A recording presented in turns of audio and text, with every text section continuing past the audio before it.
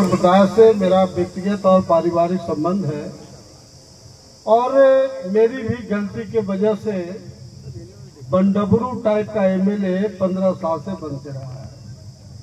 उसका एक ही कारण था कि आप लोगों ने मुझे भी बड़ा नेता बना दिया।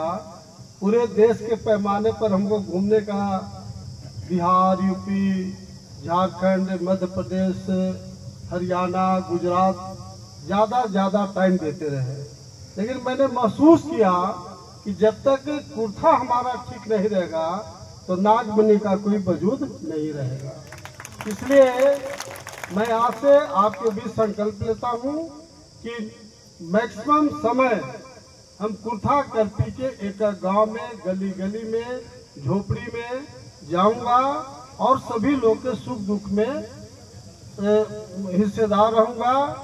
अब आप लोग को कोई शिकायत अपनी ओर से नहीं होने दूंगा और हमसे सार्वजनिक रूप से मैं जरूर कहता हूं कि हमें जो कमी रहा है उसके लिए आप क्षमा करें और भविष्य में कोई ऐसा काम नहीं जिस काम को हम पूरा नहीं करेंगे। हमारा 3 संकल्प है इस बात का कि आप सब लोग एक बार, चूंकि एक तरह से अंतिम चुनाव मेरा होगा कुर्था का, क्योंकि अब 70-72 साल मेरा उम्र हो गया, तो एक बार हम चाहते हैं कि जो कुर्था का जो विरासत है लौटावे और सबसे जो पुनपुन परियोजना है जिसमें जीवन और मौत का सवाल कुर्था विधानसभा क्षेत्र के एक गांव का है। मैं आप सब लोग से वादा करता हूं इस बात का कि इस बार आप लोग का, बुजुर्गों का आशीर्वाद मिले, नौजवानों का फौलादी हाथ हमारे हाथ है, ताकि बिहार विधानसभा में जाने का मौका मिले। और जिस तरह से हम चतरा के सांसद जब थे तो फील्ड फायरिंग रेंज बना था और लाखों लोग उसमें पलायन की स्थिति में था। मैंने पार्लियामेंट में 2 टूक शब्दों में कहा कि अगर आज सरकार फील्ड फायरिंग रेंज खत्म नहीं करेगा तो मैं पार्लियामेंट में कल आत्मदाह करूंगा।